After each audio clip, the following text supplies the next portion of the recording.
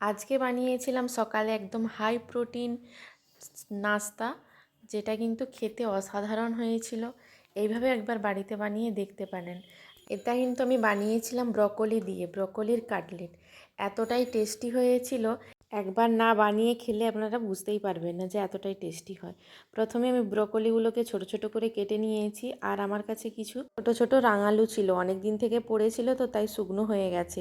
তো এই রাঙালুটাও নিয়ে নিয়েছি আমি আলুর বদলে। আপনারা চাইলে আলুই নিতে পারেন। আমি রাঙালু ছিল বলে তাই আলু আর নিলাম না। আর এখানে চিঁড়ে কিছুটা আমি এক মুঠো মতো চিঁড়ে ভিজিয়ে রেখেছিলাম, যাতে চিঁড়েটা নরম হয়ে যায়। আর এদিকে কিছু কিছু ড্রাই ফ্রুট কেটে নিচ্ছি, কেটে এটা বাটির মধ্যে তুলে রেখে দিচ্ছি। আপনারা নিজেদের পছন্দ মতো ড্রাই ফ্রুটগুলো নিয়ে নিতে পারেন। আমি এখানে সব রকমেরই অল্প অল্প করে নিয়ে নিয়েছি। ড্রাই ফ্রুটটা কিন্তু অপশনাল, আপনারা চাইলে নাও দিতে পারেন। এই কাটলেটের মধ্যে ড্রাই ফ্রুটের একটা একটা দানা যদি মুখে পড়ে তাহলে কিন্তু খেতে খুবই ভালো লাগে। আর এদিকে ব্রকলি আর ওই রাঙালুগুলোকে কিন্তু আমি স্টিমে সিদ্ধ করে নিয়েছি, স্টিম দিয়ে দিয়েছি 7 থেকে 8 মিনিট মতো। তাতে কিন্তু দেখুন দুটোই বেশ ভালোভাবে সিদ্ধ হয়ে গেছে। আর এইদিকে এইভাবে আমি কিন্তু এগুলোকে একটু গ্রেট করে নেব। একটা গ্রেটার নিয়েছি, এভাবে গ্রেট করে নিচ্ছি। আপনারা চাইলে কিন্তু এটা বেটেও নিতে পারেন।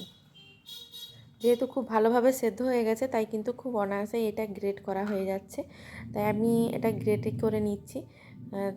দেখুন সবগুলো গ্রেট করা হয়ে গেছে, এবার রাঙালুগুলোও আমি গ্রেট করে নিচ্ছি। আর আমার এখানে হাতের কাছে আমি যা যা পেয়েছি আমি সেইগুলোই কিন্তু দিয়ে বানাচ্ছি। আপনারা চাইলে এখানে সবুজ মটরও ব্যবহার করতে পারেন, সবুজ মটরকেও একটু অল্প সেদ্ধ করে নিয়ে তারপর কিন্তু পেস্ট বানিয়ে নিতে পারেন, দিয়েও সেটা ব্যবহার করতে পারেন। আর চিঁড়েটা দেখুন খুব ভালোভাবে কিন্তু ভিজে গেছে। চিঁড়েটা বাইন্ডিংয়ের জন্য আমি নিয়েছি, তাই চিঁড়েটাকে বেশ ভালোভাবে একটু ম্যাশ করে নিচ্ছি, যাতে একটু একদম দানা দানা ভাবটা চলে যায়। ভালো করে ম্যাশ করে নিয়ে আমি ওই ব্রকলির মধ্যে বেশ মেখে নিচ্ছি। তারপর নিয়েছি গ্রেট করা আদা, ওই আদাটাও দিয়ে দিচ্ছি ওর মধ্যে। নিয়েছি গ্রেট করা গাজর, একটু গাজর ছিল তাই আমি অল্প করে গাজরও নিয়ে নিলাম। আর দিয়ে দিচ্ছি অল্প একটু ধনেপাতা কুচি, দিয়ে খুব ভালো করে মিশিয়ে নিতে হবে। তারপরে কিন্তু দিয়ে দিচ্ছি কেটে রাখা বাদামগুলোও দিয়ে দিলাম পরিমাণ মতো লবণ। তারপরে দিয়ে দিচ্ছি 1 টেবিল চামচ মতো সর্ষের তেল। সর্ষের তেলটা দিলে এর কিন্তু ফ্লেভারটা খুব ভালো আসে, তাই কিন্তু সর্ষের তেলটা দিচ্ছি, আপনারা চাইলে নাও দিতে পারেন। আর আমি এখানে বেসনকে কিন্তু অল্প রোস্ট করে নিয়েছিলাম, সেখান থেকেই আমি 1 চামচের থেকে অল্প একটু বেশি দিয়ে দিচ্ছি বেসন। আর দিয়ে দিচ্ছি গরম মশলার গুঁড়ো, 1/2 চামচের থেকেও অল্প পরিমাণে দিয়ে দিলাম গরম মশলার গুঁড়ো। দিয়ে দিচ্ছি ব্ল্যাক পেপার, আর দিয়ে দিচ্ছি ভাজা জিরের গুঁড়ো। দিয়ে সব উপকরণগুলো খুব ভালোভাবে মিশিয়ে নিতে হবে। আর এখানে কাঁচা লঙ্কা কুচিটাও আমি নিয়েছি, কাঁচা লঙ্কা কুচিটাও কিন্তু আমি অ্যাড করে দিচ্ছি।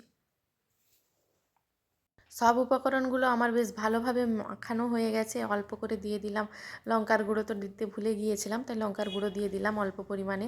হাতে অল্প তেল মেখে নিয়েছি, তারপরে কাটলেটের মতো শেপ করে নিচ্ছি। অল্প অল্প করে ডোয়ের মতো ডো থেকে নিয়ে নিতে হবে, তারপরে এইভাবে প্রেস করে দেখুন কাটলেটের মতো শেপ দিয়ে দিতে হবে। অনায়াসেই কিন্তু হয়ে যায়, যেহেতু আমি একটু বেসন অল্প করে দিয়েছি আর চিঁড়েটা ব্যবহার করেছি, তাই কিন্তু বাইন্ডিংটা খুব ভালোভাবে হয়েছে। সবকটা কাটলেট এইভাবে আমি করে নিচ্ছি। করে নিয়ে তাওয়াতে কিন্তু আমি অল্প ঘি ব্রাশ করে তারপর এটা করে নেব। আপনারা চাইলে কিন্তু ঘিয়ের বদলে তেল দিয়েও এটা ডিপ ফ্রাইও করে নিতে পারেন। ডিপ ফ্রাই করলে কিন্তু বেশ মুচমুচে হয়। যেহেতু আমি ডিপ ফ্রাই করিনি, তাই কিন্তু একটু অল্প আঁচে আমি এটাকে সময় নিয়ে এপিট ওপিট ভালো করে ভেজে নেব। আর ওপর থেকে দিয়ে দিচ্ছি একটা করে কিশমিশ, দেখতে ভালো লাগার জন্য এখানে কাজুও ব্যবহার করতে পারেন।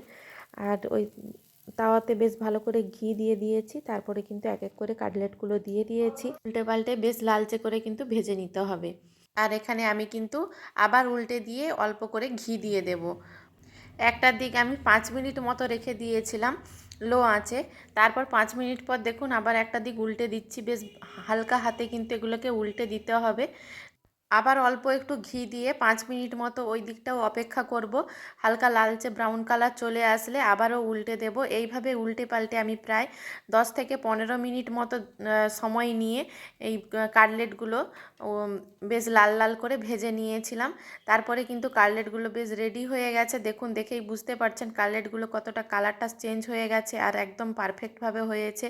দেখতে যতটা বেশ সুন্দর হয়েছিল, খেতেও কিন্তু বেশ সুন্দর হয়েছিল। এটা কিন্তু ধনেপাতার চাটনি কিংবা এই টমেটো কেচাপের সঙ্গে সার্ভ করতে পারেন, খুবই ভালো লাগে। সকালবেলার একটা হেলদি নাস্তা এইভাবে বাড়িতে বানিয়ে দেখতে পারেন। বাচ্চাদের টিফিন থেকে বড়দের কিন্তু ব্রেকফাস্ট সবেই কিন্তু এটা খুব ভালো লাগে খেতে। আমার এই কাটলেটের রেসিপিটা আপনাদের কেমন লেগেছে কমেন্ট বক্সে অবশ্যই কমেন্ট করে জানাবেন, আর ভালো লাগলে লাইক আর শেয়ার করে দেবেন।